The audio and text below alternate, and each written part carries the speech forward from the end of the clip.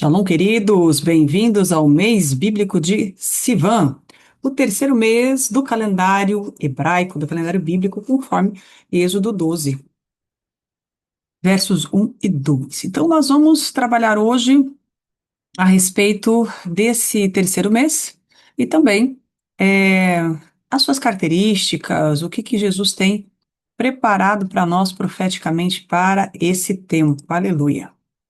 Vamos lá. Bom, primícias.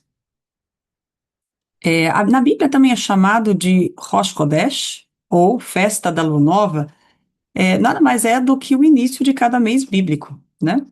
E as primícias do mês, elas ocorriam no início de cada mês bíblico, e que acontece na Lua Nova. Então, toda Lua Nova começa um novo mês bíblico, por isso que o calendário é luno-solar, né? Ele é lunar por conta dos meses se iniciarem na Lua Nova, mas também eles respeitam as estações do ano, por isso ele é luno solar, tá? Tem um ajuste aí a cada alguns anos para que as estações elas também sempre permaneçam nos mesmos meses, beleza? Tem um mês que é colocado a dar dois, né? Para que esse ajuste seja feito. Ela é celebrada todo início de mês, né? Conforme números 28, 11 e 14. Era uma ocasião especial de adoração, você pode verificar isso em Ezequiel 46, do 1 ao 8. Nesse dia tocavam-se trombetas sagradas, tanto os chofares quanto trombetas de prata, próprias para soprarem, né, para ativarem, para é, soprarem sobre os holocaustos e as ofertas de manjares que eram feitos nesse cabeço de mês, nesse início, nessa primícia. Por quê, queridos? Porque quando você faz essa oferta de primícias do mês, você está fazendo um memorial em seu favor. Números 10, 10, ele comenta isso. Então, as pessoas que têm esse costume, né, essa generosidade, essa voluntariedade de ofertar, né, apresentarem ofertas nesses primeiros dias do mês, elas têm essa bênção, né? Descrita lá em Números 10, 10, aonde essa oferta, ela sobe, ela tem voz como um memorial diante do Senhor, para que o Senhor derrame mais da sua bênção, tá? A gente percebe que as ofertas, elas têm voz, né? Lá em Atos 10, quando o anjo chega e fala com Cornélio, e fala que as orações dele foram ouvidas, mas também as ofertas dele, tá bom? Então, temos aí Salmo 81, 3, números 28, 11 a 15, para explicar essa dinâmica aí das trombetas, né, sendo tocadas como sobre as ofertas que são memoriais diante do Senhor, em nosso favor, né, em favor da nossa casa, da nossa família, da nossa congregação. O povo abstinha-se de atividades comerciais e seculares, está lá em Amós 8, 5, né, então era um shabat festivo, não é o shabat do sétimo dia, mas era um shabat festivo. O povo realizava banquetes especiais, né? A gente percebe essa tradição ali em 1 Samuel 20, nesses versículos aí, o 5, 18, 24, 27 e 34, porque na casa de Saul, na época do rei Saul, era comum que toda a família real se reunisse para o banquete da lua nova. Então, todo o cabeça de mês, todo início de mês, todos os filhos do rei Saul, as filhas, toda a casa, né, ia para um banquete especial na casa do rei, né? E a gente percebe que Davi, ele não se apresentou nesse banquete especificamente, essa passagem explica, porque já queria matar ele, né? Então, Davi foi esperto e não apareceu nesse banquete. Mas a passagem, o contexto da passagem nos explica, né? Nos informa que havia esse banquete, era costume deles fazerem isso. Por isso que em muitas igrejas, o pessoal, depois do culto de primícias do mês, há aquela comunhão, né? Aquela comidinha gostosa, né? Com o pessoal da igreja. É bem interessante isso. É bem válido, né? E algumas pessoas costumavam visitar os profetas para pedir orientação, especificamente nesse dia, porque é um portal, né? Profeticamente, ele tem mais revelação, né? É uma festa, né? É um Shabat festivo. E ele é orientado pelo próprio Deus. A gente verifica que algumas pessoas, elas costumavam visitar os profetas lá em 2 Reis 4, nos versos 22 e 23. em Cristo, né? Nos é revelado o entendimento com mais profundidade dessas ocasiões festivas, né? Não só a festa de Lua Nova, mas também as outras festas bíblicas, que Levítico 23 fala que são festas do Senhor, né? E não especificamente só do povo de Israel. E a gente não deve permitir que outras pessoas nos julguem porque a gente gosta de celebrar esse tipo de festa, porque não tem nenhuma proibição bíblica, pelo contrário. Né? Jesus celebrou essas festas, a igreja primitiva celebrou todas as festas, guardava o sábado, né, o shabat, de uma forma bastante leve, e a Bíblia fala, o profeta Isaías, ali no capítulo 66, os versos 22 e 23, fala que toda a humanidade ela vai celebrar tanto o Shabat quanto a festa de Lua Nova. Então a gente pode verificar aqui, ó. Eu vou ler para vocês, diz assim na versão King James atualizada. Assim como os novos céus e a nova terra que vou criar serão permanentes diante da minha pessoa, afirma Yahweh. Então, está vendo que são novos céus e novas terras. Já passou toda essa questão da tribulação, né? E estamos aí com novos céus e nova terra, né? Tanto que o livro de Isaías, ele é um paralelo com a Bíblia, muitos teólogos fazem, né? Porque ele tem 66 capítulos e a Bíblia tem 66 livros. E você vê que os últimos livros do profeta Isaías, ali a partir do 27, os últimos 27 livros, eles fazem muito paralelo com a era messiânica, né? Tem menos profecias de julgamento e tem mais as promessas. Vê Isaías 60, 61, ali é muita promessa. E o 66 é um paralelo que muitos teólogos fazem do capítulo 66 com o livro de Apocalipse, tá? Então, voltando a afirmar aqui, a leitura diz: do mesmo modo, serão perenes os vossos descendentes e o vosso nome. Olha que interessante. E acontecerá que toda a humanidade virá e se inclinará diante de mim e adorará minha pessoa, diz o Senhor, tá? Desde uma festa de lua nova até outra festa de lua nova. Então, durante todo o mês, né? Desde um shabat, sábado, até outro shabat. Então, também de uma semana para outra. É palavra de Yahweh. Então, a gente percebe que o próprio Deus, ele sinaliza, ele informa que essas festas são perenes, né? Elas são perpétuas, eternas. Então, tanto a festa de Lua Nova quanto a festa do Shabat, elas vão ser celebradas por toda a humanidade. O que a gente está fazendo aqui como igreja no momento, nós só estamos se adiantando profeticamente falando, como a igreja primitiva já fazia na época de Jesus, tá? Então, falando a respeito entrando mais na questão das tribos e dos meses, né? Esse paralelo que é feito ali em Números 10, do verso 1 a 36, existe a marcha para o deserto, que era organizada. Deus sempre faz tudo com ordem e decência, né? E essa marcha, ela tinha como cabeça a Arca do Senhor, que ia com os levitas, né? Existem três blocos de levitas aí. O pessoal que é com a arca, depois os gersonitas e os meraritas, e por fim os coatitas, tá? E essa é a marcha que é descrita ali em Números 10. E o primeiro pelotão era a tribo de Judá, né? A tribo de Judá, ela encabeçava o primeiro pelotão, que era feito por três tribos, Judá, Issacar e Zebulon, tá? Então nós temos Judá linkada aí com o mês de Aviv, ou o mês de Nissan. Temos a tribo de Issacar, linkada com o mês de Ar, a contagem do Homer e toda aquela questão da revelação que nós trabalhamos no mês passado, quando Jesus, depois da Páscoa, depois da ressurreição, do domingo de ressurreição, ele permanece 40 dias com os discípulos ensinando. E a Bíblia não diz nada, ele é silêncio, só fala que ele estava ensinando a respeito do reino de Deus. Os mistérios, daí a gente vê depois na vida dos apóstolos e dos discípulos, né? Porque não foi só os apóstolos que ele estava ensinando. Porque Atos 1 fala que quando Jesus subiu, né, aos céus, na ascensão de Cristo, tinha praticamente 500 pessoas no pé da montanha. Então, não foram só os apóstolos que foram ensinados, mas os discípulos que permaneceram ali de um modo geral, né? É interessante notar que dos 500 que viram a ascensão, só 120 ficaram no cenáculo, né?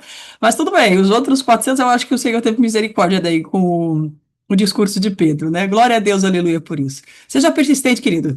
Seja a reserva triunfante, né? Os 7.000 que não dobraram o joelho a Baal. Valeu? Vamos lá, então. Voltando a falando das tribos aqui, a tribo de Zebulon, ela é ligada ao terceiro mês, que é o mês de Sivan, que nós estamos começando, tá bom? Então, a gente parte por esse princípio bíblico aqui. E no Novo Testamento, quando a gente pega lá as folhas da árvore da vida em Apocalipse, se eu não me engano, Apocalipse 22 ou 21, é, a palavra folhas ali no grego, além de significar folha mesmo, né, da árvore, ela também significa tribo, as tribos, inclusive, de Jacó.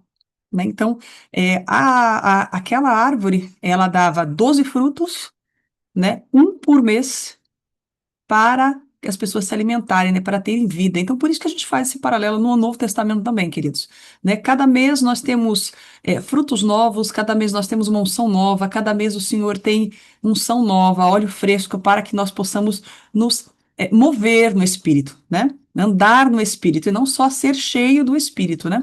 Tem um livro interessante do o Chave Dali, que ele fala do poder secreto do jejum e da oração, clássico entre os cristãos, e ele comenta que não basta você ser só cheio do Espírito Santo, como aconteceu na festa de Pentecostes, mas esse ser cheio, esse poder do Espírito Santo é para que você se mova, né? Para que você caminhe no Espírito Santo. Por isso que Romanos 8, no versículo 1, fala que nenhuma condenação há para aqueles que estão em Cristo Jesus. E a continuação do versículo fala: aqueles que não andam segundo a carne, mas sim andam segundo o Espírito. Tá bom? É, nós não vamos entrar muito no acampamento aqui do número 2 aqui, fala da forma, né, a organização que eles estavam no acampamento, porque se diz respeito mais à questão das estações em um outro estudo, tá? Então, o nosso foco hoje é o mês de Sivan e a tribo de Zebulon, ok? Lembrando, queridos, que o calendário, ele é bíblico, tá? É diferente do gregoriano, nosso calendário gregoriano, que é usado aqui no Ocidente. Ele foi encomendado pelo Papa Gregório, na época da Idade Média ali, né, no cientismo, e não tem nada a ver com a Bíblia. Então, Jesus, né, o Senhor, nosso Deus, ele não segue o calendário gregoriano, embora seja uma surpresa para muitos, né? Quando eu descobri isso, para mim fez todo sentido, queridos. Nós estudamos o calendário bíblico desde 2007, quando o apóstolo Chuck Pierce, ele veio a última vez no Brasil, num congresso da apóstola Neuza Tioca, né, de saudosa memória. Amamos muito aquela mulher. Foi bênção para as nossas vidas, todo o ministério dela. E foi ali que eu descobri que existia esse calendário. E deu um nó na minha cabeça. Falei, meu Deus, eu nem sabia que existia isso na Bíblia. Aí, isso tinha mais de 10 anos de crente, hein? Então, para mim fez todo sentido essa questão do calendário bíblico, das tribos, dos meses, e nós andamos nisso já há muitos anos e agradecemos a Deus por essa revelação maravilhosa, bíblica. Então, veja. A primavera bíblica, ela ocorre nos meses de Aviv, Iyar e Sivan. É primavera bíblica, queridos, porque lá em Israel é primavera, né? Aqui nós estamos no hemisfério sul, então para nós é o outono. Então, o que a Bíblia chama de festas de primavera, para nós está no outono, tá? Mas a Bíblia foi escrita tendo o povo de Israel, que é o primogênito, tá? Ele é o primogênito das nações, e ele é a bússola. O povo de Israel, ele é a bússola, ele é o relógio profético, apostólico do mundo. Então, a gente sempre tem que estar de olho na nação de Israel para saber como é que as coisas estão se movendo lá com Deus, tá? Então, por isso que nós falamos da primavera bíblica, porque a nação primogênita e a bússola para a humanidade, né, vamos colocar assim em termos de povos, né, porque a bússola é o Senhor. Mas se você verificar o porquê, que muitas vezes perguntam, né, mas por que Israel? Porque Deus escolheu Israel. Ele simplesmente separou o povo desde Abraão. Ele separou lá, antes de Abraão, separou o pai dele, né? Terá, que já tinha saído de Ur dos Caldeus, só que ele não conseguiu dar continuidade por conta de traumas ali que aconteceu, ele perdeu o filho, enfim, outras situações e circunstâncias. E aí, a partir de Abraão, o próprio Deus, ele separa um povo, uma genética, uma linhagem, né? Então, assim, o próprio Deus separa e forma o povo de Israel como o primogênito dele. E é uma escolha do Senhor. Hoje, em Cristo Jesus, nós temos o privilégio de estarem todos juntos, né? Judeus e gentios juntos, unidos na oliveira, perdão, como diz ali Romanos 11, né? Todos nós, mediante a fé em Cristo, somos filhos de Abraão, é o que nós cremos, tá? Então, voltando a falar aqui da primavera bíblica, 2 Samuel 11:1 nos dá uma informação interessante. Na época da primavera, no tempo em que os reis costumavam sair para as batalhas, o rei Davi enviou Joabe e com ele os seus oficiais e todo o exército de Jerusalém, e eles destruíram os amonitas e sitiaram Rabá. Entretanto, Davi permaneceu em Jerusalém. Então, a gente entende aqui que na primavera era comum haver guerra entre os deuses, perdão, entre os reis, de um modo geral. E é, porque, até por conta do clima, né? A gente imagina. Mas Davi, nessa ocasião aqui, ele ficou em Jerusalém, quando ele deveria estar na batalha. E aí, em vez de ele estar focado naquilo que Deus chamou para ele, aquilo que Deus o chamou, né, que era para estar vencendo os inimigos do Senhor, estabelecendo o reino de Deus na terra, ele ficou de olho na Batseba e deu todo o problema que deu. Então, quando é época de guerrear, queridos, nós temos que estar focado na guerra. Então, primavera, esse tempo ali de outono para nós aqui no hemisfério é, sul, pega ali março, abril, maio, junho, é tempo de guerrear. Então, é tempo de jejum, de oração, de decreto, de adoração, de você ofertar, chegar no altar com potência. É um tempo de guerra. Guerrear pelas suas sementes, guerrear pelos seus frutos, porque o verão já trata a respeito de frutos, de colheita, e o é um tempo que a gente precisa estar mais atento para isso. E às vezes a gente percebe, porque eu fiz isso muitos anos, de estar guerreando 24 horas por dia, 7 dias por semana, em todos os 365 dias do ano, e o calendário bíblico, ele não nos mostra isso. Ele aponta que existe o tempo para você guerrear, o tempo para você colher e o tempo para você descansar. Então, assim, como Eclesiastes 3 fala, né? Que há tempo para todas as coisas debaixo do sol. Então, a gente percebe que ali depois das festas de outono, que é na nossa primavera, né? As festas ali de trombetas, expiação, Yom Kippur e também tabernáculos, e nós posteriormente vamos trazer informações a respeito disso também, nós temos celebrado há muitos anos. é, Depois desse período, é um período de descanso. É um período em que a gente renova as nossas forças, né? É um período ali, é, inclusive as tribos dessa época, desse período ali, depois das festas de outono, é a tribo de José, né? Então nós temos ali Efraim, Manassés e Benjamim. E o símbolo da tribo de José, que é a meia tribo ali de Efraim e Manassés, são os filhos de José, que foram adotados por Jacó, é o boi. E a própria Bíblia fala no Salmo 92, se não me engano, a respeito da força do boi selvagem. Então é um tempo de renovo de forças, tá? Fechando parênteses aqui, então sabemos que na primavera é um tempo de guerra, é um tempo de batalha pelas nossas sementes, pela nossa colheita. Então, vamos ver o slide aqui. A sinergia da vanguarda. O exército não avança sem provisão, né? Porque Zebulon e Siban está ligado diretamente a essa questão das finanças. Então, diz aí.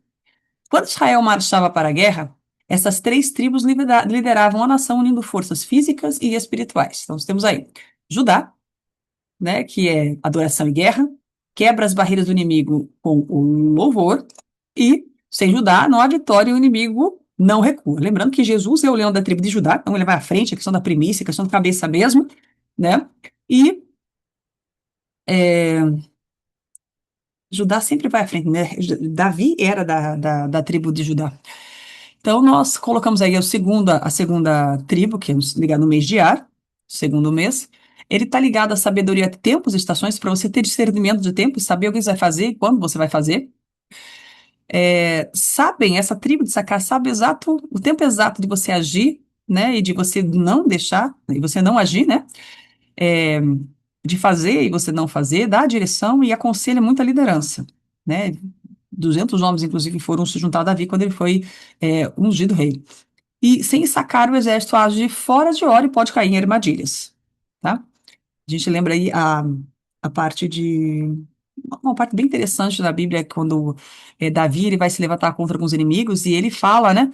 Se ele vai pela frente, se ele vai por trás, né? E aí o Senhor fala para ele a questão das amoreiras lá, é bem interessante. Esse é um exemplo bíblico de como tempos e estações é importante, né? Você saber o tempo de agir e qual o local, né? Qual a estratégia por onde ir. Isso é um tempo de guerra, né? Primavera. E Zebulon, que é a tribo que nós vamos tratar hoje, queridos, fala a respeito de provisão e administração. Fornece recursos financeiros, estabilidade logística, e sem Zebulon, a visão falha por falta de suprimento e financiamento, porque precisa de recursos financeiros para os projetos do reino, queridos. Então, dinâmica do tempo, vamos lá. O calendário bíblico, queridos, ele não é só cíclico. tá? A palavra Shana é uma palavra que significa ano, é uma palavra feminina no hebraico, e ela também está ligada ao conceito de repetição de ciclos. Não para você ficar andando no mesmo lugar, tá? Como aconteceu com Israel, 40 anos no deserto. Não. É, essa questão de repetição é um conceito de você crescer. Você crescer em graça e crescer em conhecimento, como acontecia com Jesus, certo? Está lá em 1 Pedro, se eu não me engano.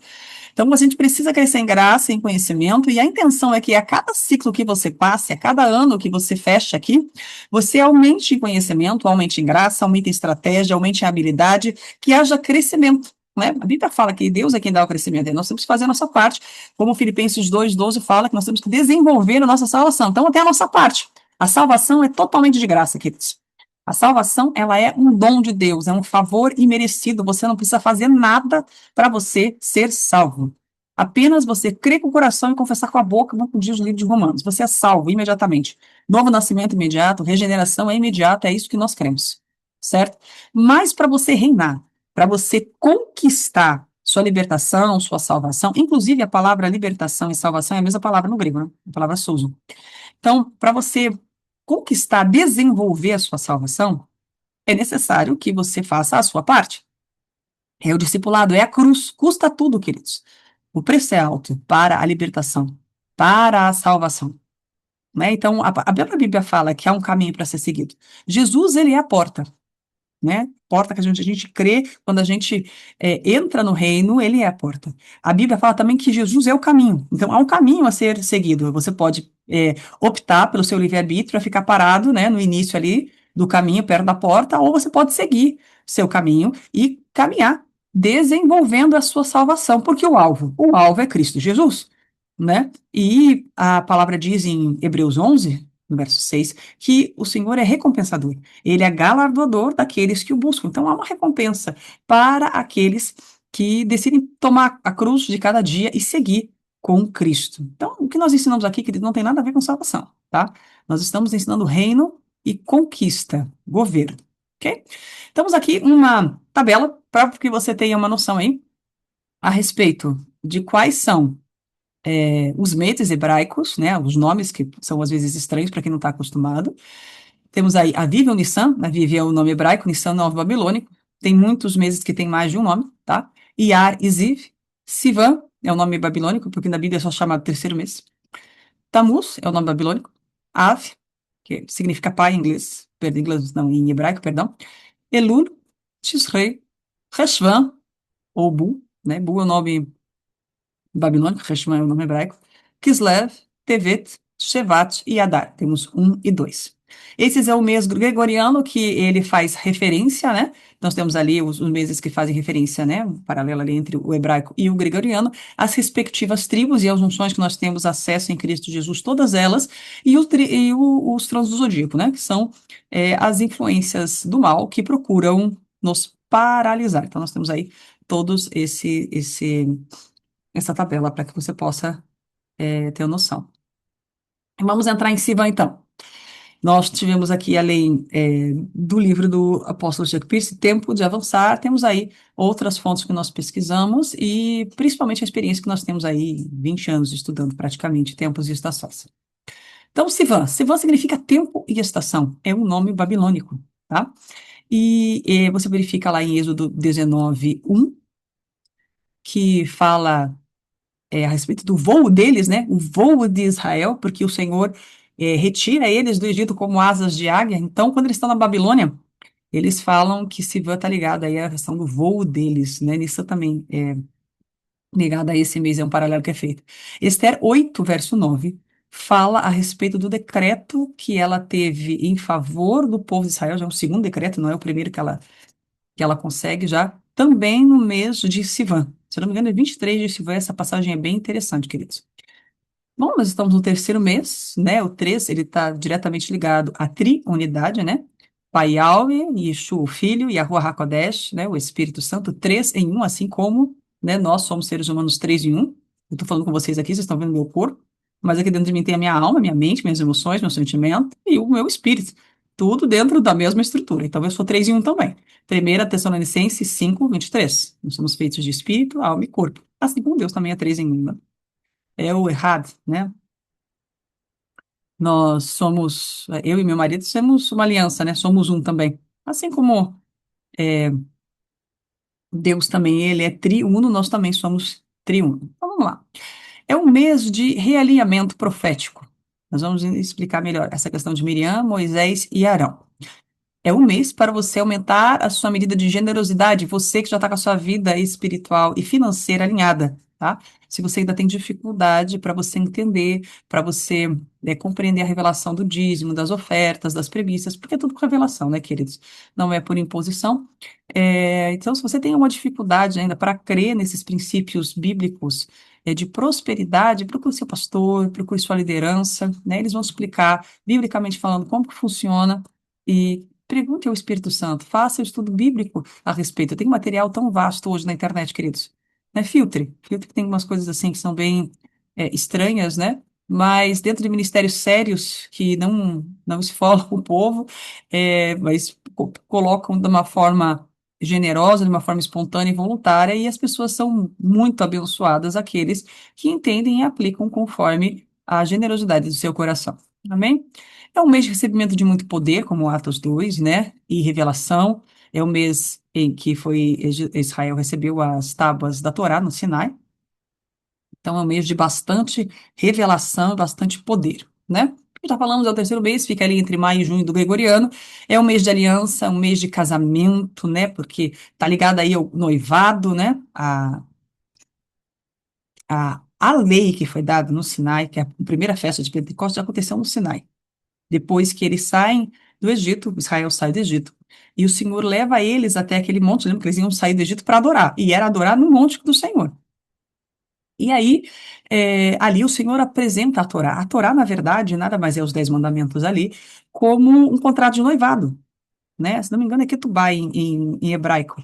E ali o Senhor faz a proposta de casamento, né, entre ele e a nação de Israel. Por isso que é um mês ligado à aliança, é um mês ligado a casamento, e nós sugerimos que durante esse mês você leia Ruth, o livro de Ruth, e também o livro de Cantares, né, ou Cântico dos Cânticos. O Espírito Santo vai falar muito com você a respeito dessa profundidade da aliança que nós temos com Deus através do sangue de Cristo Jesus, tá? Cada tribo, ela tem uma marca, um token, uma insígnia, né? E a insígnia da letra, perdão, a insígnia da tribo de Zebulon, né? É a letra Zain. É um Vav coroado. Ele tá ligado diretamente à realeza, tá ligado a governo, tá ligado à espada, tá ligado à memória, tá ligado à semente e também ligado à misericórdia sobrenatural para que nós possamos concluir ciclos. Então, que esse mês você receba força e misericórdia sobrenatural para concluir ciclos e projetos na sua vida, processos, né, pessoais, né, individuais na sua vida. Já falamos da tribo de Zebulon, é a tribo dos homens de negócio, foca em estratégia no mercado e ofertas, né? Alguns chamam de sacerdócio de mercado. O zodíaco, a gente vai entrar o que que é depois essa questão do trono, mas alguns teólogos, eles linkam com a constelação, porque eles entendem que quem fez a constelação foi Deus, embora exista uma frequência bem maligna aí na questão dos signos do zodíaco, soratrismo e tudo mais, e nós concordamos com isso, que existe essa frequência maligna mesmo, mas alguns teólogos, eles positivam, né, essa interpretação, o Chuck é um deles, e ele traz a constelação de Gêmeos como o símbolo das duas tábuas da lei que foi dado no Sinai, tá bom? Como curiosidade, trazemos também aqui a cor e a pedra, que é branca e clara, né, um cristal de quartzo, alguns chamamos pedra da lua branca, mas outras versões trazem a pedra amarela, perdão, amarela não, verdinho água. Depois a gente vai mostrar para vocês aí. A festa principal desse mês é Shavuot, né, que é a festa de Pentecostes ou semanas. Shavuot é semanas em hebraico, tá? Então temos aí um derramar tríplice nessa festa maravilhosa. O Pentecoste não é evento isolado, né? É uma provisão tripla de Deus nessa celebração no mês de Sivan. Então, nós temos aí a provisão física, porque Shavuot está diretamente ligada à colheita do trigo. Preciso pediu para você dar uma olhadinha ali no livro de Ruth, tá? É, Está ligado à provisão material, a sustento físico liberado por Deus, porque, inclusive, essa é a unção da tribo de Zebulon, tá? Então, é um tempo de muita provisão física, guerra pela colheita, né? A questão financeira, há muito rompimento financeiro nesse mês, tá, queridos? Para aqueles que estão alinhados aí com os propósitos, e os princípios bíblicos. Muita revelação, que é esse segundo. Essa segunda faceta, né, segundo elemento aí da festa de Pentecostes, está ligado ao recebimento da Torá. Então, está ligado à instrução divina, à revelação, à mente, né, ao transformar da mente, ao techuvá, à metanoia, né, a mudança de mente, a mudança de direção, o arrependimento. E também está ligado a, a essa questão da lavagem da água pela palavra. Efésios fala, né, que a leitura bíblica, a meditação na palavra, ela traz essa limpeza interior tão importante nos dias de hoje, né? E o terceiro aspecto, né, de Pentecostes, o Shavuot, é o poder espiritual, que foi derramado lá em Atos 2 com o começo, né, da igreja ali no cenáculo, que foi esse derramar do Espírito Santo, que acontece em Atos 2, ocorreu especificamente na festa de Pentecostes, era nos 50 dias da contagem do homem. Por que é Pentecostes, querido? Pentecostes é o nome grego, porque significa quinquagésimo. Então, depois da Páscoa, há uma ordem do Senhor simples, mas às vezes difícil para muita gente cumprir. Conte o Homer, né? O que que eu contar? Você vai contar 50 dias de Páscoa até Pentecostes, certo? Então, você vai contar 50 dias e quando chegar nos 50 dias vai fazer outra festa, porque a Páscoa está ligada à colheita da cevada e Pentecostes está ligada à colheita do trigo. A cevada, ele era um grão muito importante, mas era um grão mais inferior, né? Ele era para as pessoas mais de baixa renda. Quando você vai para trigo, né? A colheita do trigo, ela é maior, né? Ela é mais sofisticada e tem mais valor, porque o trigo ele era um grão mais valorizado na época, tá? Então tá ligado aí essa, esse desenvolver, né? Espiritual de Páscoa até Pentecostes. Nós estamos hoje aí no final da contagem do Homer já, porque essa semana já vai ter a festa de Pentecostes e vai ser uma bênção na minha vida, na sua vida, na nossa congregação e todos que estão ligados aí com o calendário bíblico. Amém, queridos? Então aqui nós temos aí duas imagens que mostram bem a questão do Sinai, né?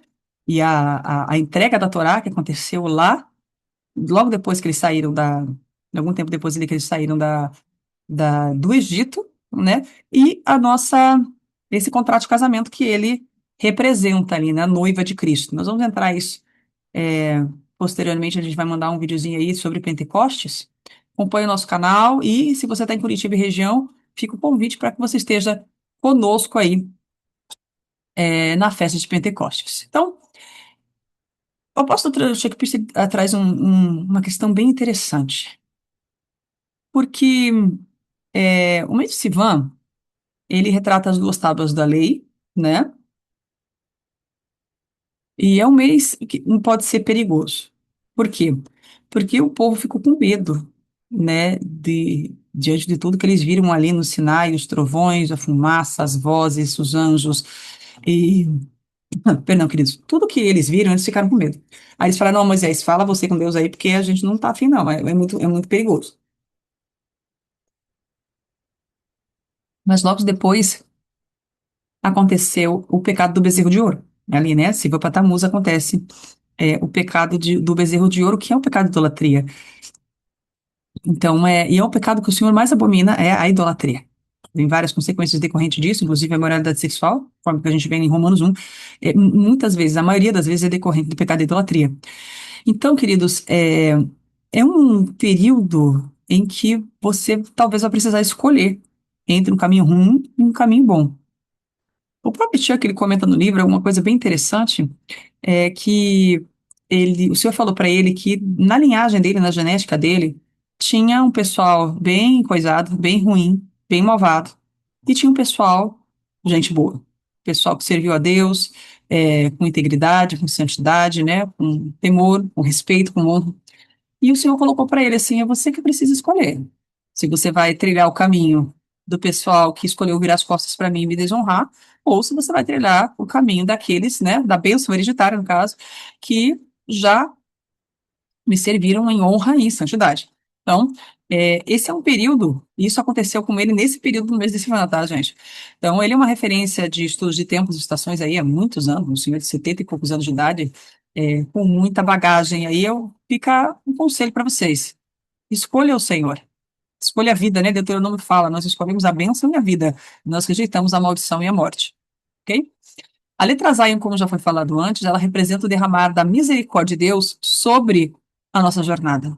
Tá? É uma ponte aí, para que você possa terminar processos e situações, jornadas, né, que estão aí a meio do caminho. O Senhor vai renovar suas forças em nome de Jesus nesse período, ok? Outra característica bem interessante é que você precisa estar conectado entre o que você fala e o que você faz, entre como você age e o que você diz. Então, ele faz aí um paralelo ali de primavera, é bem interessante. Muitas pessoas fazem decretos, né? É comum aí o pessoal do apostólico e até os pentecostais e os tradicionais mesmo já entendendo a questão de como funciona um decreto, de declarar a palavra, de você declarar, né, as promessas de Deus sobre a sua vida, né, em fé, e tendo essa visão daquilo que Deus tem programado para a sua vida, né, planejado para a sua vida. E ele comenta aqui que o caminhar significa um processo contínuo e ininterrupto. Aquilo que eu comentei no início do vídeo, né? Não adianta ser só cheio do Espírito Santo. Você precisa também aprender a caminhar, a andar no Espírito, né? Viver no Espírito, andar no Espírito. E é um momento de você refinar aí emoções, né? Organizar a sua alma, organizar a sua mente, organizar as suas emoções, para que você esteja bem alinhada nesse período aí e receba, né? Tudo aquilo que o Senhor tem para derramar em Pentecostes. Pentecostes é céu aberto, são céus abertos, né? Porque a palavra, inclusive, ali em grego é xizo, e em grego ele diz que rasgou os céus. Então, é literalmente céus abertos sobre toda a igreja, né? Aproveite a revelação, celebre como entendimento e receba tudo aquilo que Deus tem já planejado para você, que nada seja roubado de ti, nem da tua casa, nem da tua família, né? Então, ele comenta aqui que Sivan é um próximo nível de força. Você é renovado nas suas forças, né? Você move-se da visão para a ação, né? Leia aí, gente, o Salmo 84, quando você tiver um tempinho, tranquilo, né? Para aí nas suas premissas do dia ali, das 6 da tarde, às 7 da noite ali, dá uma paradinha e dedica um tempo ali para você ler o Salmo 84, ler Cantares, né? O livro de Ruth. É bem interessante. Teste de alinhamento, como nós tínhamos comentado ali, com Miriam e Arão e Moisés. Veja, Miriam e Arão, eles ficaram desalinhados com Moisés, tá? Porque eles acabaram achando que, só Moisés fala, né? Deu um ciúminho ali, né? Um pouquinho de inveja. Por que Deus só fala com Moisés, né? Essa coisa assim. Pô, né? Vai falar com a gente também, eu também sou profeta. Essas coisas, né? Então, eles tiveram aí um traçozinho de rebelião, especialmente Miriam, né? A língua dela foi um pouco mais comprida do que deveria. Isso acontece às vezes. Mas o Senhor é maravilhoso, ele sempre tem misericórdia de nós. Glória a Deus por isso, que se renovam a cada manhã as misericórdias do Senhor. Então, Miriam e Arão não estavam alinhados corretamente com a liderança de Moisés. Então, questão de desalinhamento e rebelião para com a liderança, tá? Então, é bom você ficar de olho nessa questão da Lashon Hara, tá, querido? Freia aí, hoje e sempre, né? Essa questão que é um problema para a nação brasileira de modo geral. O brasileiro gosta de falar mal de tudo, né? Do juiz, do governo, do chefe. Que o Senhor tenha misericórdia de nós. É culturalmente algo aceitável já, né? Embora biblicamente não seja. E, veja, por conta desse episódio de que ela se levanta, Miriam se levanta com a língua contra Moisés, e inclusive ela leva Arão nessa, né? O Senhor a castiga com lepra, como um pai castiga um filho. E todo arraial, a nação inteira tem que ficar paradinha ali 7 dias com ela, esperando os 7 dias para ela fora da. Ela ficou fora do arraial, né? Porque o leproso tinha que ficar fora do arraial. Então, a orientação é 7 dias todo mundo parado até que se resolva essa questão ali do pecado dela e haja novamente um realinhamento, né? Então, Deus amou ela porque ele corrigiu ela. E ela aceitou a correção da parte do pai, tanto que ela é curada, né? Ela é curada da lepra, o Senhor retira a lepra e eles se alinham de novo e tá tudo bem, beleza?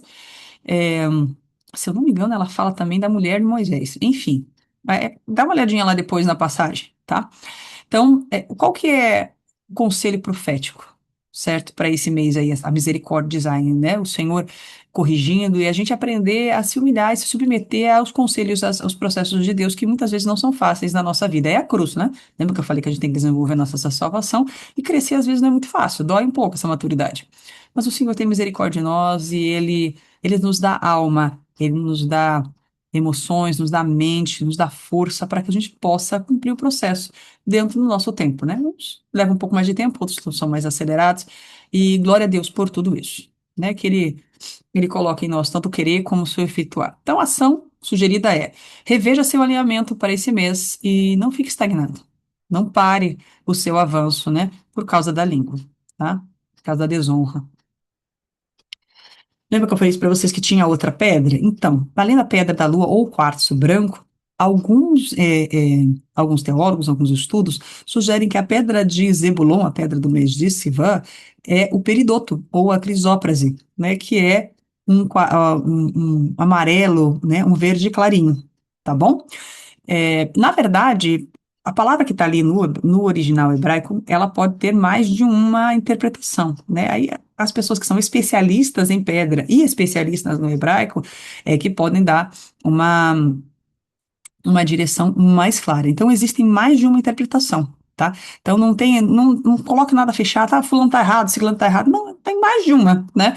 Usa a que você achar mais legal. A gente geralmente coloca aqui isso como curiosidade, porque tem gente que gosta de usar, né, as cores, as pedras, como ato profético da unção que está sendo derramada no mês. Beleza, queridos? Então, Deus abençoe você, sua família, a sua casa. E falamos um pouco agora de outra situação, que é o zodíaco do mês, né? Colocamos ali no início que tem gente que positiva essa questão da constelação, e tem gente que acha que não é nem um pouco positivo, né? E daí nós temos aqui é, a interpretação de que o zodíaco ele é uma força do mal que procura manter a humanidade presa dentro do tempo, né? Na verdade, a roda do zodíaco é algo muito antigo, né? Ela vem lá na época dos Sumérios ainda, né? Nimrod data as primeiras aparições disso, e Salomão se envolveu bastante com isso quando ele estava afastado do Senhor, tá? Então, é, qual a interpretação que alguns teóricos dão, alguns estudiosos dão? Que o zodíaco de Touro, ligado à entidade chamada Afrodite, ela procura atacar no mês de Ar. A O zodíaco de Gêmeos está ligada à deusa, falsa deusa, né? Ao paganismo de Atena, a Ártemis Diana, certo? Está ligado diretamente ao espírito de Isabel, né? Que ataca muitas igrejas proféticas. A gente vê ali que um dos símbolos de Isabel, além do polvo, tá? É a medusa que está no escudo ali dessa entidade, tá bom? Aí nós temos ali no mês de Tammuz, né, a entidade suméria chamada Lilith, que está ligada aí com algumas características bem ruins de loucura, depressão, vampirismo, essas coisas assim. Então, queridos, cada uma delas tem algumas características e alguns entendem que a Rainha dos Céus não é uma entidade em si, mas é uma aliança demoníaca, né? Formada por essas três entidades. E a do meio é que ataca a colheita. Inclusive, se você der uma olhadinha ali, uma pesquisa rápida na mitologia grega, você vai verificar que uma das coisas que ela gostava de receber era óleo de oliveira. Interessante, diretamente ligado à questão do óleo de unção, né? E ela também está ligada à questão da navegação, que é a característica da tribo de Zebulun. Então, a gente pode dar uma pincelada nisso mais para frente, mas só para vocês saberem que isso existe e que essa guerra ela é bem real, tá? Essa segunda entidade, que é caracterizada como Rainha dos Céus, né? Ela está ligada diretamente à infantilidade, manipulação, orgulho, toda aquela questão do espírito de Isabel que você vê ali, a, a sedução, né? A prostituição, a idolatria, a falsa profecia, né? Os espíritos ali de Piton, engano. Você vê ali o apóstolo Paulo lidando com aquilo lá na questão da pitonisa, né? Quem tá ligado com isso aqui? Ela trabalha muito na comunicação, então tome cuidado com confusão, com comunicação, porque é uma entidade extremamente sutil, trabalha muito com a injustiça, com o humanismo, né? E ela o mito, né, a respeito dessa entidade. Ela está ligada que ela saiu da própria mente de Zeus, então, assim como Afrodite, ela nasce adulta já, né? Ah, e uma outra coisa interessante, ela era considerada a deusa da guerra. Perdão, queridos. E, inclusive, ela ganhou do próprio Ares, né, o Marte, deus da guerra. Porque ela tinha nas mãos aquela deusa ali, né, que tem umas asinhas. Aquela deusa é a deusa da vitória. E ela é chamada Nike em grego. E é dessa deusa que aquela marca famosa, Nike, ela tem a sua inspiração, tá? É só uma curiosidade para vocês saberem. Então, nós temos aí as unções que combatem, né, aquilo que, por alguns, é classificado a rainha dos céus. Temos aí a tribo de Issacar, no mês de Ar, conexão, compreensão e discernimento. Temos nossa tribo de Zebulon, desse mês de Sivan, distribuidora, negócios, unifronteiras, né, logística, e ela chega muito no altar, né, uma generosidade muito grande. E a tribo de Ruben está ligada a vigor, força, né, ele é o primogênito. Está ligada à visão, aliança e alinhamento. Então, vocês terem um geralzão a respeito da nossa, do nosso do mês de Sivan. Então vamos pegar agora especificamente a tribo de Zebulon, que é a unção que é derramada sobre a igreja nesse mês, nós assim entendemos, tá? Deus quer que você faça negócios com Ele através dos princípios da palavra, né? Aprenda esses princípios de prosperidade, do dízimo, das premissas, das ofertas, o poder do altar, essa guerra de altares, né? Essa questão da revelação do dízimo, que é anterior, inclusive, à lei mosaica, né? Porque, veja, queridos, Gênesis 14 fala de Abraão sendo visitado por Melquisedeque, rei de Salém, né? Rei de paz, rei de justiça. E é uma figura do próprio Cristo no Antigo Testamento, tá? Tanto que Jesus, lá em Hebreus 7, 8, 9, você vai verificar que ele é sacerdote conforme a ordem de Melquisedeque, ele muda o sacerdócio no Novo Testamento. Então, é, quando Abraão ele vem vitorioso, né, do resgate de Ló, seu sobrinho, com toda os 300 homens treinados dentro da sua própria casa, então Abraão treinava a galera bem, embora ele é considerado o pai da fé e um exemplo de um temperamento fleumático, ele era muito estratégico, né? Ele sabia da necessidade de proteção, então não era um fleumático bobo, não, em termos de temperamento, né? E a gente verifica ali que Melquisedeque vem e traz para ele pão e vinho. É a primeira vez que aparecem esses elementos, né? Como depois a gente entende no Novo Testamento como a ceia, né? É um símbolo de aliança, né? Que Jesus nos dá, inclusive, como um mandamento, né? O batismo e a ceia.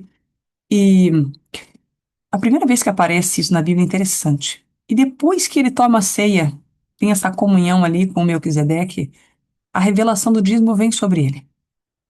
E aí, então, é que ele passa a dar os 10% para para Melquisedeque, que é o sacerdote, que é a autoridade, né? Veja, que autoridade que Melquisedeque tinha, né? Se até Abraão, que é o pai da fé, o patriarca, né? Mas é, é, aclamada ali dentro do povo judeu e até dentro dos cristãos, né? Imagina a autoridade que Melquisedeque tinha. Então ele, depois que ele tem toma a ceia, ele tem essa revelação e ele passa a entregar o dízimo e ele ensina os filhos a respeito disso. Então você vai ver Jacó depois, em Gênesis 28, quando ele está indo para a casa de Labão, ele faz um voto com o Senhor, ó pai, me ajuda aí que eu vou te dar o dízimo de tudo. O dízimo só passa a ser lei a partir de Moisés, mas até então era algo que era comum, tá? Na família de Abraão e inclusive em outros povos também que dizimavam para deuses pagãos, tá bom? Então, assim, nós entendemos que o dízimo é algo é, de revelação que a pessoa tem que ter, né? Ela precisa ter a revelação porque o dízimo está ligado à aliança. É mais fácil as pessoas ofertarem do que as pessoas darem seus dízimos. Porque o dízimo está diretamente ligado, nós temos esse entendimento, que ele está diretamente ligado à sua fidelidade para com Deus, à fidelidade que você tem para com a sua aliança com Deus. Então, aqueles que não têm nenhum tipo de problema em ofertar, é porque eles já entenderam essa questão da fidelidade, da aliança que eles têm com Deus, porque Ele é o provedor de todas as coisas. né? Sem ele não temos como nada fazer. A Bíblia fala no Salmo 27, né? Se o Senhor não edificar a casa, e vão trabalhos que edificam. Né? É o Salmo 127. Então vamos lá. Esse é um mês para você aprender esses princípios. Né? Um tempo de rever o seu processo, receber novas fronteiras comerciais, porque Zebulon ele foi alargando as fronteiras dele até ele ir do Mar da Galileia até o Mar Mediterrâneo. Né? Ele não começou com toda essa fronteira, ele foi alargando ao longo do tempo, pela fidelidade dele, inclusive. Nós precisamos aceitar, né, e entender como é que funciona esse nosso propósito, esses limites que o Senhor coloca para nós, e vamos ampliando através da nossa fidelidade. E o foco em ofertas, como é colocado ali em Deuteronômio 33, né, a chave de Zebulon é entender o poder multiplicador e estratégico da oferta, porque eles são financiadores do reino. Pessoas que têm essa unção, né, mais forte. Essa unção está disponível a todos em Cristo Jesus. Mas aqueles que já desenvolveram essa unção, eles são financiadores do reino, não é? Eles têm para eles, para o conforto deles, para suprir todas as suas necessidades, o que é correto e aceitável, justo diante do Senhor, e ainda para financiar, né, o reino de Deus aqui na terra. Alinhamento e destino. Veja lá, mentalidade hebraica. O tempo não é apenas uma passagem cronológica, é um ciclo de bênçãos, como nós já comentamos com vocês. E cada mês tem uma atmosfera, uma função redentiva, uma unção, né, específica, e a promessa desse Ivan está ligada a esse destravar de provisão e estratégia comercial. Principalmente para empresários, aí essa questão do empreendedorismo é bem interessante. Veja, queridos, nós temos aí é, dois textos bíblicos bem interessantes. Mas já vamos chegar lá. Zebulon, ele foi o sexto filho de Jacó e Lia. Ela já tinha, a princípio, parado de dar filhos, ela deu ali os quatro primeiros, né? Deu Rúben, Simeão, Levi e Judá. Aí tem Diná, nesse meio do caminho, e depois, lá para frente, é que vem Zebulon. Ele é o 10º filho de Jacó no total, tá? O significado do nome significa habitação exaltada, ou habitar de forma exaltada, né? No hebraico, o símbolo profético é um navio e um porto, então você sempre vai ver nos símbolos ali, navio, porto, riquezas, comércio, rotas, essa questão, tá? Ela é voltada ao comércio global, inclusive. E a vocação, como a gente já comentou, é a questão de negócios, né? E financiamento do reino, multiplicador de valores. É interessante que quando tem, por ocasião da coroação do rei Davi, 50 mil homens foram equipados, né? Zebulon enviou o maior contingente para coroar Davi em Hebron. Interessante isso, né? De todo o coração, diferente de mercenários, eles lutavam com lealdade absoluta e propósito inabalável. Então, que isso venha sobre a sua vida, essa fidelidade, esse propósito, né? Essa honra, porque a honra, ela traz a glória, ela traz suprimento, né? Que nesse mês essas vestes de indignidade, de desonra, de vergonha, né, sejam removidas do teu espírito, da sua alma, da sua mente, e que o Senhor possa te revestir através da Ruach Kodesh, do Espírito Santo, de vestes de honra, de dignidade, de realeza, né, porque nós somos reis e sacerdotes em Cristo Jesus, conforme Apocalipse 1, né? Logística de abundância. Eles trouxeram, então, caravanas de suprimento para Davi, farinha, figos, uva passa, né, vinho, azeite, bois, ovelhas, né, insight estratégico. Visão sem provisão é apenas um sonho, né, então a unção do Zebulon, ela enche celeiros para que haja materialização de projetos, certo? E sempre de uma forma alegre, né, porque Deus ama aquele que dá com alegria. Outra coisa bem interessante, a unção de Zebulon, ela é uma unção de redenção do comércio. Você vai verificar lá em Ezequiel 28, um dos motivos pelos quais Satanás caiu é a, a iniquidade do comércio, né? O comércio dele era um comércio injusto, né? O resultado, através do comércio injusto, houve violência e ele acumulou ouro, pedras, pratas, adoração, tem várias teorias ali, mas o comércio foi injusto. Certo? E o resultado foi a sua queda, né? Porque foi algo, uma rebelião aberta ali ao Senhor. E hoje, muitos sistemas do mundo são baseados aí nessa exploração econômica, na escravidão e na iniquidade. Esse é o comércio injusto. Então, a unção de Zebulon em Cristo, ela traz essa redenção, a redenção do comércio, né? Carrega, reverter essa corrupção, né, através de justiça e santidade e honestidade nos negócios. E a bênção do Senhor é muito próspera. Salomão tinha essa bênção, esse espírito de sabedoria, né? O resultado é que o comércio, ele é um mecanismo divino para gerar multiplicação e financiassem o reino, né? Não só a adoração. Outra coisa interessante a respeito da tribo de Zebulon é que ela tem um caráter muito notável nas escrituras, tá? Não tem registro de participação de Zebulon na venda de José para a escravidão, né? Diz que tá ali eles, mas não tem um nome específico dele ali, né? Pode ser que até que ele não concordasse muito com aquilo, mas ficou quieto, né? Rubem, pelo jeito, ele se manifestou. Não tem a participação deles, né, da tribo de Zebulon no massacre de Siquém, né? Que foi feito só por Simeão e Levi. No livro de Juízes, eles arriscaram suas vidas lutando bravamente ao lado de Débora e Gedeão, enquanto outros recuaram. Tá? Em Crônicas, eles servem a Davi com lealdade inquestionável e sem divisão de propósitos. Então, a mentalidade de Deus, né, na mentalidade de Deus, prosperidade comercial e integridade de caráter são inseparáveis. Né? Então, o Zebulon ela é uma tribo ajustada nesse ponto. São poucas as vezes você vê Zebulão pisando na bola na Bíblia. São poucas as vezes que você vê. Eu posso citar uma vez aqui para vocês, é porque ela faz parte das tribos do norte, né? Que se separaram ali por conta da ruptura que teve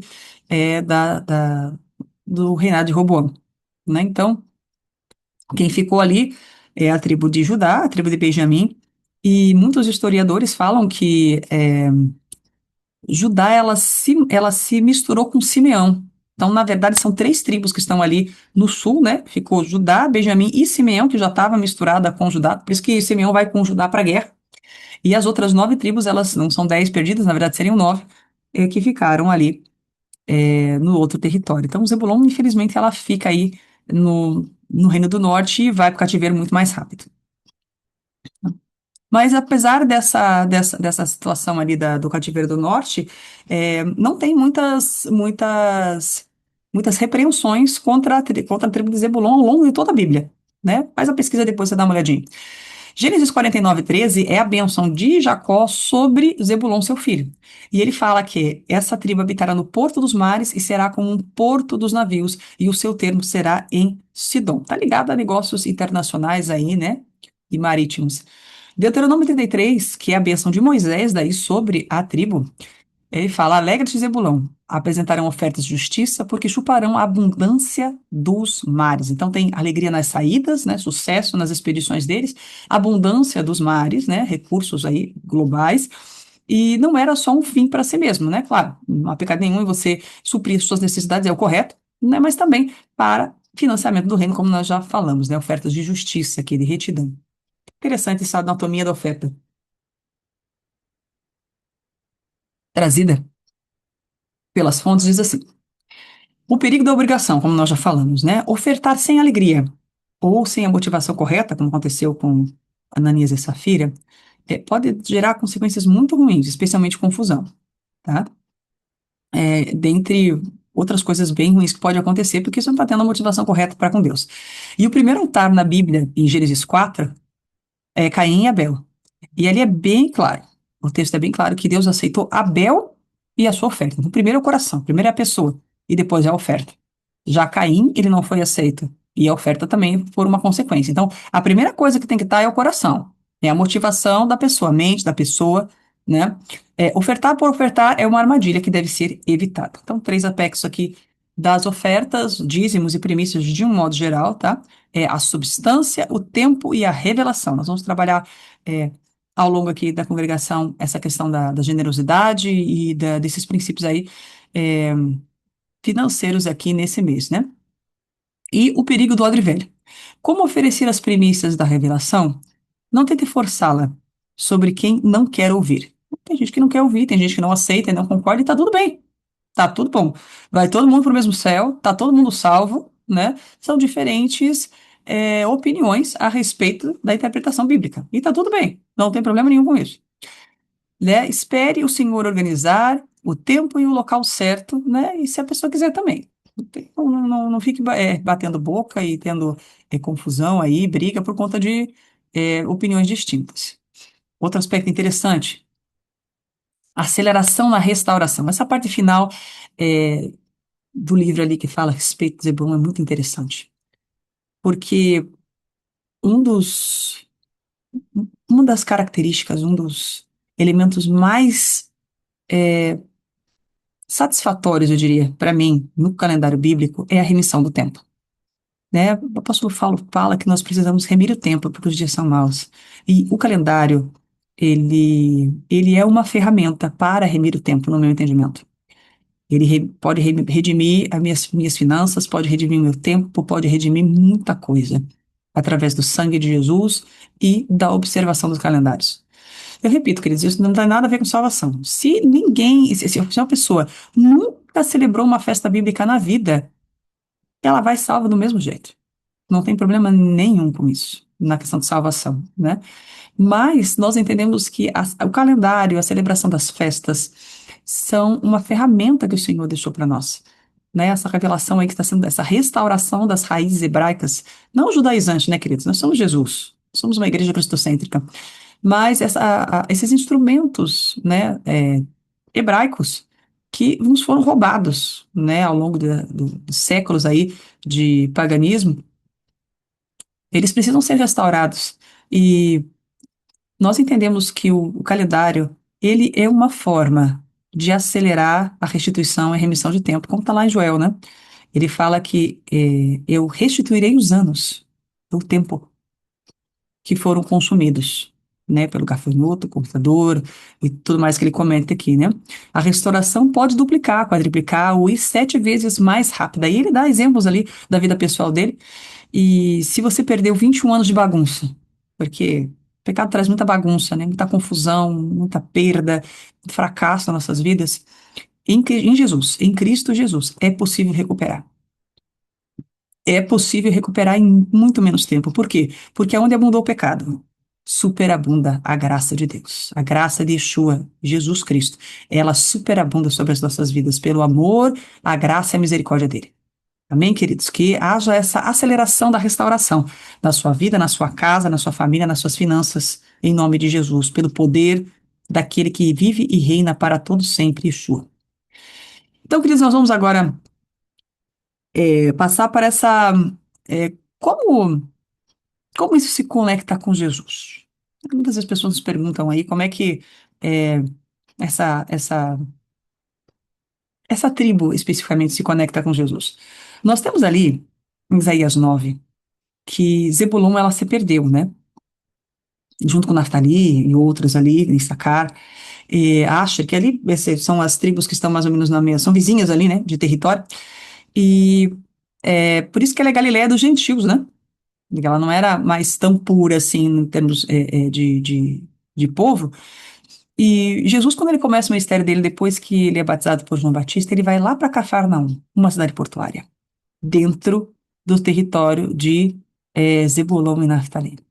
E aí se cumpre aquilo que Isaías 9 fala, que aonde havia trevas, ali, Zebulon, a Galileia dos gentios, o caminho do mar, um outro estudo a respeito disso, ali Jesus começa o seu ministério e traz luz para aquela região. É ali que ele começa a operar os seus milagres, a pregar o reino de Deus na terra. Então, é, Zebulon, ela está diretamente ligada ao início do ministério de Jesus na terra mesmo.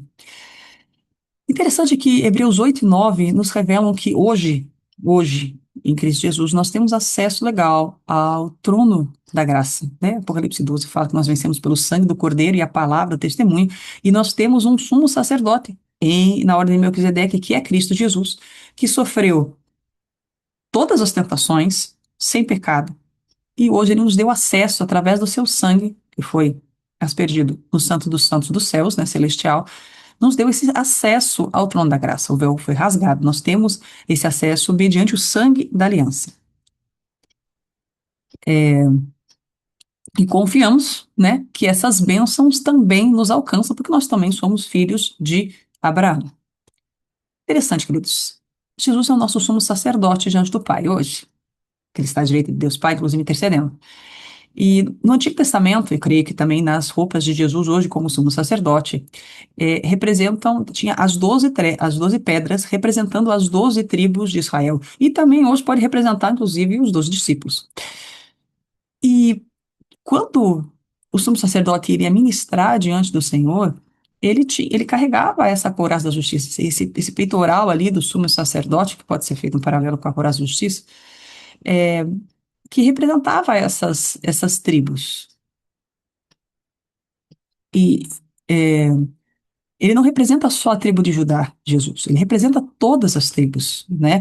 Ele carrega todas essas unções. Ele sustenta a identidade, as promessas e as unções de todas essas 12 tribos, né? Diante do Pai e em nosso favor também. Então, tudo aquilo que está lá prometido em Gênesis 49, Deuteronômio 33, também serve para nós. Isaías 60, Isaías 61, falando a respeito das bênçãos das nações, dos mares, também é está à nossa disposição em Cristo Jesus. Então, vejam, na antiga aliança, você precisava nascer geneticamente na tribo de Zebulon para carregar essa unção de expansão comercial, provisão marítima, né, provisão, esses negócios internacionais, porque você ia nascer naquela tribo, naquela cidade, naquela região, né? Na nova aliança, Hebreus 9, 11 a 15, o sangue perfeito de Cristo, ele rasgou o véu.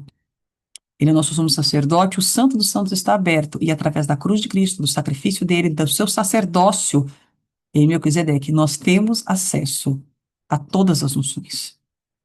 Acesso espiritual e legal, juridicamente falando diante dos céus, nós temos acesso a todas essas bênçãos, a todas essas promessas, porque ele faz infinitamente mais daquilo que nós pedimos ou pensamos, mediante o poder de Deus que habita, de Cristo que habita em nós. Então nós temos acesso a essas 12 unções, queridos. É isso que nós pregamos. É isso que nós cremos. Essa herança deles também é nossa herança.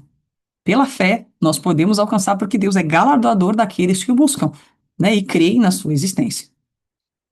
Então, nós cremos, por isso que nós pregamos a respeito dessas unções em Cristo Jesus. Então, indo para o final, queridos, nós temos aí a sombra, né, a promessa original lá do comércio marítimo em Gênesis, e nós temos aí a realidade do cumprimento messiânico em Isaías 60, que as riquezas das nações seriam consagradas a Deus, né? Miqueias 4, se não me engano, também o verso 17 fala a respeito disso.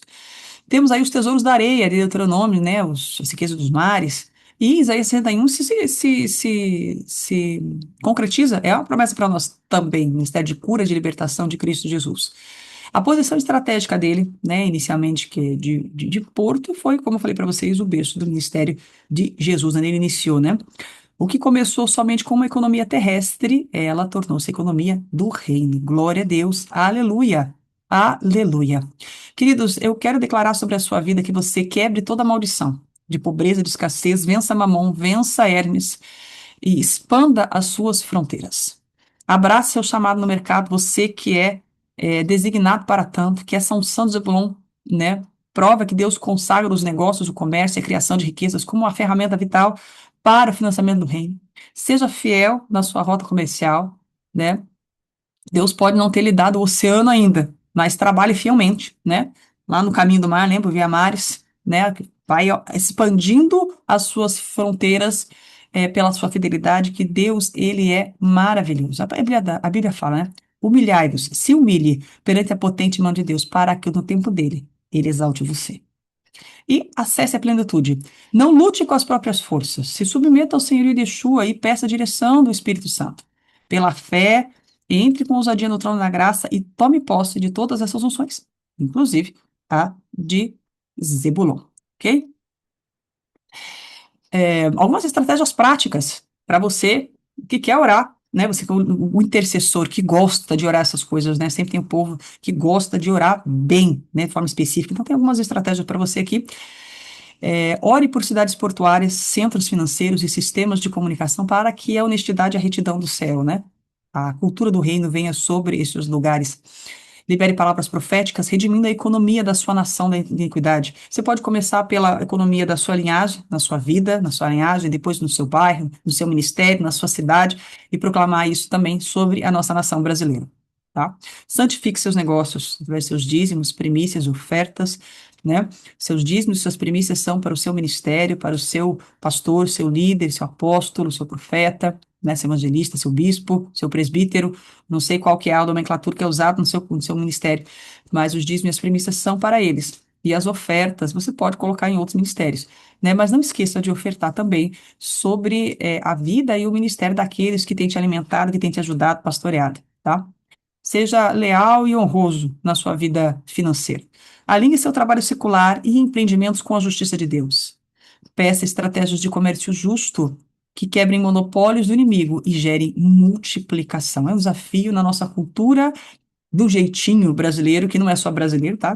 Tudo que é lugar, mas é possível você ser honesto no meio de tanta corrupção. Sim, é possível, porque a gente tem muitos exemplos bíblicos a respeito disso. José foi um desses, Daniel também, são homens que tinham uma unção de administração e multiplicação financeira muito grande, tá? Posicione-se como supridor. Identifique onde a linha de frente do reino. Tipo assim, qual que é o local que você precisa ofertar, certo? Aonde você precisa estar congregando, aonde você precisa estar financiando. Porque o dinheiro está ligado à honra, está ligado aonde você é, coloca o seu dinheiro, é onde você vai estar honrando aquele ministério ou aquela pessoa. Eu vou dar um testemunho. Uma vez, é, eu eu fui convidada para um culto aonde um rapaz, um senhor, um bispo do Quênia estaria pregando, né? Um culto em inglês. Eu gosto muito de falar inglês, sou professora também. E eu fui convidada para um culto em inglês, né? Ia ter o tradutor, tudo, mas é bom para a gente treinar, né? O nosso ouvido, nossa audição. E eu fui no culto, né, com esse senhor e ele é, veio de uma igreja de ministério lá no Quênia, na África. E ele foi contando a conversão dele, muito bonita, né? Sofreu bastante, mas o Senhor fez maravilhas e continua fazendo na vida dele de uma forma bem maravilhosa, sobrenatural. E uma das coisas que ele comentou é que ele tem um orfanato. Ele ajuda a educação e a manutenção de mais de 300 crianças órfãs de guerra, porque né, ele vive em guerra há muitos anos, né, queridos? E o Senhor tocou no meu coração para a gente ajudar especificamente esse ministério no Quênia. Temos as nossas barreiras aí pela questão, barreiras não digo, mas um pouco de dificuldade por conta do comércio internacional, né? Até porque lá o cartão de crédito muitas vezes não chega por conta dos problemas da guerra civil lá dentro deles mesmo. Mas nós conseguimos meios de enviar valores para ele e nós temos ajudado na medida da nossa possibilidade há muitos anos já. Acho que vai fazer, mas faz muitos anos já que a gente ajuda aquele ministério, porque o Senhor falou conosco. Então nós sabemos que nós precisamos ajudar aquele ministério na medida da nossa possibilidade. Houveram situações ao longo desses anos que nós não conseguimos ajudar, mas houveram situações que nós conseguimos ajudar muito. Então, seja responsivo àquilo que o Senhor tem colocado no seu coração para ajudar homens e mulheres, ministérios, né? Com o que o Senhor colocar no seu coração. Lembrando, queridos, 2 Coríntios 9, 6 e 8 fala o seguinte: mas digo isto, o que semeia com moderação, semeia pouco, né? Também colherá pouco ou com moderação. E o que semeia em abundância também ceifará, também colherá. Cada homem, cada mulher, cada ser humano, dê conforme propôs no seu coração, não com má vontade ou por necessidade. Por quê? Porque Deus ama quem dá com alegria, o alegre doador, né? E Deus é capaz de fazer toda a graça abundar em vós, para que nós, né, vós, tendo sempre toda a suficiência em todas as coisas, abundeis em todo bom trabalho. Tá bom, queridos? Então fica aqui essa figura, né, que fala que primeiro vem o coração, para depois vir a questão das ofertas mesmo. Se você quiser semear no nosso ministério, fica à vontade. Temos aí o Pix e o CNPJ, fique totalmente à vontade. Como falamos, números 1010, vou ler para vocês. Nos vossos dias de festas, Levítico 23, né? Todas as 7 grandes festas. Nas solenidades fixas, né? Os Shabbats, por exemplo. E no primeiro dia de cada mês, que é a festa de Lua Nova, né? O mês bíblico, devereis igualmente tocar tais trombetas, né? Tanto chofares quanto as trombetas de prata, por ocasião dos vossos holocaustos e das vossas ofertas de comunhão e paz. E elas vos servirão de memorial em vosso benefício, diante de Yahweh. Eu sou o Senhor, o vosso Deus. Aleluia, glória a Jesus. Pai, em nome de Jesus, eu quero abençoar, Senhor, cada um, meu Deus, que assistiu, Senhor, esse vídeo até o fim. Pai, que teve essa paciência, essa essa disponibilidade, essa vontade, Senhor, de estar aqui aprendendo a respeito da tua palavra, Pai. Eu quero abençoar, Senhor, ativando a unção de Zebulon, Pai. Ativando, Senhor, essa unção em Cristo Jesus, Pai. Essa prosperidade financeira, esse alinhamento com os princípios bíblicos da tua palavra. Nada da teologia da pobreza, nem nada da teologia da prosperidade, mas sim a moderação, o equilíbrio da tua palavra, Pai, dos seus princípios, Senhor, fundamentados em Cristo Jesus, Pai.